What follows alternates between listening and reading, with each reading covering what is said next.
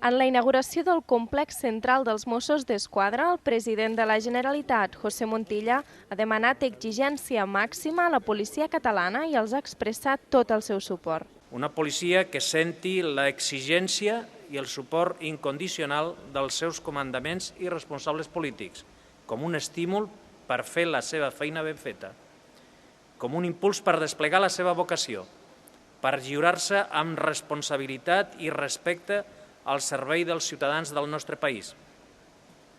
Repeteixo, exigència màxima i tot el suport. El cap de l'executiu català ha destacat que la seguretat ha d'arribar a tota la societat i tot el territori i no es pot posar en qüestió aquesta garantia, ja que és la clau per a la cohesió.